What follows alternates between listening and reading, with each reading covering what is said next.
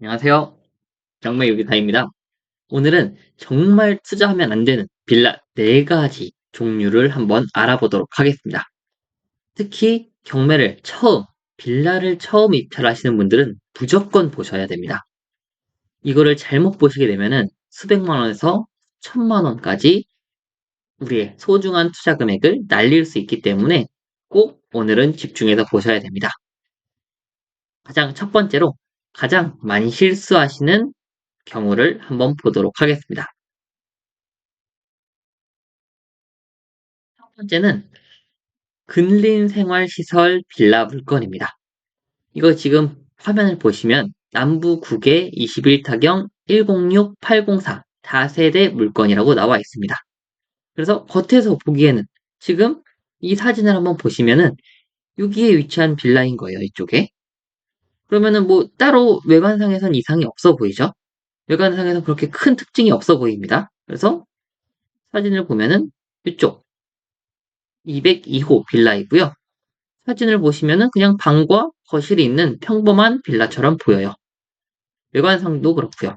근데 이 물건을 실제로 조사를 해보면 건축물 대장을 보시면 됩니다.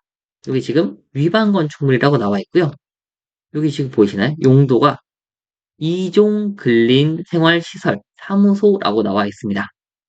실제로는 이 물건 자체는 빌라로 쓰고 있으나 현황상에선 빌라이지만 공부상, 공적 장부상, 그러니까 건축물 대장상에서는 원래 이종 근린시설, 즉 사무소인 거예요. 그래서 이 사무소를 불법으로 대수선을 해서 주택으로 사용하고 있는 물건입니다. 그래서 이런 물건은 시세의 거의 한 60% 정도밖에 되지 않고요. 정말 잘 팔리지가 않습니다. 그래서 시세가 예를 들어 3억이다라고 하면 이거는 1억 후반 정도밖에 되지 않고요. 그마저도 잘 팔리지 않는 물건이에요. 그 이유는 일반 위반 건축물처럼 뭐 발코니 확장이라든지 일부 그러니까 이제 위반 건축물 중에서 일부만 확장된 그런 일부 평수만 이제 위반된 물건 같은 경우에는 투자하기에 적합한 물건이 될 수 있지만 이렇게 용도 자체를 변경해서 사용하고 있는 물건은 모든 면적이 다 위반 면적이 됩니다. 그렇기 때문에 위반되는 이행강제금 금액도 높고요. 그렇기 때문에 사람들의 수요가 거의 없다시피 한 물건이에요.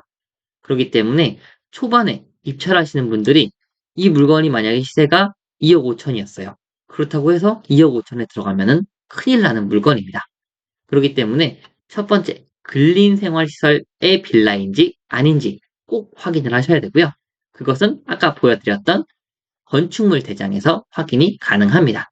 그렇기 때문에 1번, 이거 특히 주의하시면 좋을 것 같아요. 그리고 두 번째, 많이 실수하는 경우는 신축 빌라입니다.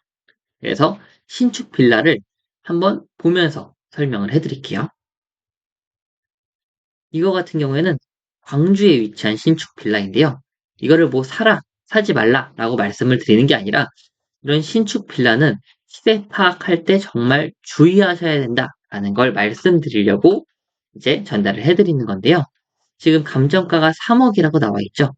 그러면 이게 지금 광주의 양벌동에 위치한 이 빌라의 시세가 정말 3억일까요? 그거를 생각을 해 보셔야 됩니다. 그래서 이 빌라 자체가 아니면은 신축 빌라가 어떻게 위험한지 말씀을 드려보자면요.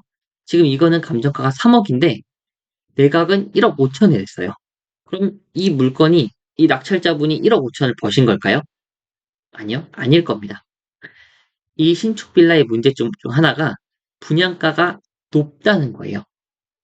우리 아파트 같은 경우에 분양할 때는 그 건축사 혹은 시행사들이 정말 철저한 시장 조사를 거칩니다. 그래서 그 수백 세대 아니면 수천 세대를 분양하기 위해서 인근의 모든 아파트 시장과 수요 조사를 철저하게 계산한 후에 딱 완판될 정도로 가격을 구성을 해요. 그렇기 때문에 주변 시세와 터무니없이 비싸게 아파트를 분양하지 않습니다. 근데 반면 빌라 같은 경우에는 영세한, 상대적으로 이제 대형 아파트보다 영세한 건축업자들이 이 빌라를 분양을 하기 때문에 이 빌라를 분양할 때 주변 시세를 그렇게 크게 신경 쓰지 않고 그냥 고분양가로 책정하는 경우가 상당히 많습니다. 거의 대부분 그렇다고 보시면 될 정도로 정말 고분양가로 분양을 해요. 그래서 우리가 아니면은 옛날 어르신분들이 우리 빌라 사면은 시세가 떨어진다더라 그렇게 말씀을 많이 하십니다. 그래서 실제로 빌라가 떨어지는 경우도 많이 있기 때문에 그렇게 말씀을 하시는 거겠죠. 근데 정확하게 말씀드리면은 그게 보통은 신축 빌라인 경우입니다. 우리 사례를 한번 보면서 말씀을 드려보면요. 이거는 한국부동산원에서 발행하는 부동산 통계 정보 시스템인데요. 거기서 공동주택의 실거래 지수를 보고 연립 다세대 물건을 클릭해보면은 이게 국가에서 공식적으로 나와 있는 이 가격 지수의 평균치입니다. 그래서 연립 다세대의 지역을 해놓고 오늘이 2023년 12월 달이죠. 그래서 13년도 12월부터 23년 9월까지네요. 지금 현재는. 그래서 이렇게 거의 10년치를 한번 조사를 해보면은 실제로 이게 전국의 표준치예요. 표준치. 13년도부터 꾸준히 상승을 해왔습니다. 물론 이제 하락장 때 그때 이제 대폭락 했었을 때 같이 떨어졌지만 그래도 다시 조금씩 상승을 하고 있고 기존 10년간 꾸준히 상승을 해왔습니다. 빌라도 마찬가지로 아파트와 똑같습니다. 현금은 현물을 이길 수 없다라는 진리가 있는데요. 그것처럼 이 빌라, 현물 자체도 물가 상승률 혹은 그 이상만큼 지속적으로 꾸준히 증가를 해왔어요. 그런데도 불구하고 빌라를 떨어진다라고 말씀하는 경우가 있으신데 실제로 없는 경우는 아닙니다. 그래서 말씀을 드리려고 하는 게 이런 신축 빌라가 특히 많이 떨어집니다. 분양업자가 임의대로 고분양을 책정해놨다고 말씀을 드렸는데요. 그렇기 때문에 이런 신축 빌라 같은 경우에는 기존에 5년, 6년 정도 후에 빌라의 시세를 보아야 합니다. 그래서 이 신축 빌라가 5년 혹은 6년 후에 미래가 그 지금의 5, 6년 된 빌라의 시세인 거예요. 그러면은 이런 물건 같은 경우에는 감정가가 3억이지만 주변 시세는 1억 후반에서 2억 초반 할 가능성이 상당히 높습니다. 그렇기 때문에 시간이 지날수록 이렇게 주변 시세와 맞춰가는 것인데 외부에서 봤을 때는 이게 떨어지는 것처럼 보이기 때문이죠. 그렇기 때문에 신축 빌라를 볼 때는 가능한 한 처음에는 입찰을 안 하시는 것을 추천을 드리고요. 만약에 꼭 들어가셔야겠다라고 하신다면은 5년 혹은 6년 정도 지난 빌라의 시세를 한번 보는 것을 꼭 추천을 드립니다. 그리고 이제 세 번째 경우인데요. 세 번째는 좌우 호수가 바뀌어 있는 빌라가 종종 있습니다. 그래서 이것도 예시를 드리면서 말씀을 드려보면은 일단 이런 좌우 호수가 바뀌어 있는 경우에는 엄청 큰 문제가 있는 건 아니에요. 하지만 초반에 빌라를 입찰하실 때 많이 곤란하실 수 있는 부분들이 있기 때문에 말씀을 드리는 거고요. 이거는 부동산 경매에 대해서 말씀을 드리는 거예요. 그래서 이 물건을 보시면은 지금 감정평가서를 보시면 확인이 가능합니다.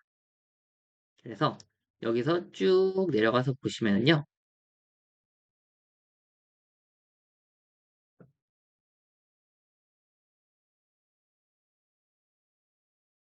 여기 자, 쭉 내려가서 보시면 공부와의 차이가 있습니다. 공적 장부와 현황과의 차이를 여기다가 적어 놓은 건데요. 감정평가 분께서는 건축물 대장상, 건축물 현황도상 101호와 102호가 현장 조사 시에 실제 현황 시에 출입문 호수와 반대로 되어 있다라고 써 있습니다. 그렇기 때문에 실제 건축물 대장상은 우측에 101호가 되어 있는 건데 가보니까 우측에 102호가 되어 있다는 것이죠. 그래서 이런 물건 같은 경우에는 처음에 입찰을 피하시라라고 말씀을 드리는 게 우리가 경락잔금 대출을 받을 때 이런 부분에 대해서 이게 실제로는 바뀌어 있잖아요. 그래서 대출을 받을 때 애로사항이 있을 수도 있고요. 두 번째는 우리가 인도 명령을 신청할 때, 그래서 인도 명령을 신청해서 협상이 잘 안 돼서 강제 집행을 신청할 때, 그때도 명도할 때 약간의 애로사항이 있을 수가 있습니다. 그래서 이렇게 부동산 일반 매매는 그렇게 크게 신경을 쓰진 않는 추세예요. 근데 부동산 경매에서는 이런 절차상 문제가 있을 수 있기 때문에 처음에는 입찰을 피하시는 게 좋고요. 이런 경우는 부동산 바로 옆집, 그러니까 이제 좌우호수가 바뀌어 있는 집과 손을 잡고 인근 구청이나 시청에 가서 바꿔달라라고 말씀을 하시면 100% 바꿔줘요. 근데 반대로 만약에 손을 못 잡는다면은 바꾸기가 상당히 어렵습니다. 그렇기 때문에 이런 물건은 입찰 전에 미리 옆집과 상의를 해보시거나 아니면은 초반에 조금 피하시는 것을 권장을 드립니다. 자, 그리고 네 번째, 마지막인데요. 이거는 경매가 아니라 일반 매매 시장에서 빌라를 살 때 주의할 점입니다. 이것도 신축 빌라와 많이 엮여 있는 건데요. 여기 신축 빌라 500만이라고 네이버 부동산에 쳐보면은 여러 글들이 있는데요. 이 글들이 제가 나쁘다고 말씀드리는 건 아닙니다. 그건 아니고요. 다만 이렇게 봤을 때 아까 제가 말씀을 드렸던 게 뭐였죠? 신축 빌라는 분양가가 높다고 했었죠. 그리고 감정평가 금액도 정말 높게 받아놓습니다. 그래서 이렇게 실입주금이 500만 원밖에 안 된다. 혹은 1000만 원밖에 안 된다. 이런 빌라들은 특히 주의를 하셔야 됩니다. 이게 구축에서 아니면은 오래된 빌라에서 문제가 발생되는 건 거의 없고요. 보통은 신축 빌라에서 아니면 준신축 빌라에서 이런 문제가 많이 발생이 됩니다. 그렇기 때문에 이렇게 갭이 너무 적은 빌라는 주변의 시세 파악을 정말 꼼꼼히 해보실 필요가 있고요. 그게 특히 신축이다라고 하면은 제가 아까 말씀드렸던 5년 혹은 6년 이후, 6년이 지난 빌라의 시세를 꼭 알아보시는 것을 추천드립니다. 그래서 지금까지 4개, 근린생활시설인 빌라, 신축 빌라, 좌우호수 밖에 있는 빌라, 갭이 조금 들어가는 빌라. 이렇게 4개 빌라는 초반에 빌라 투자를 하실 때 꼭 피하셨으면 좋겠습니다. 오늘 강의가 유익하셨다면 좋아요, 알람 부탁드립니다. 감사합니다.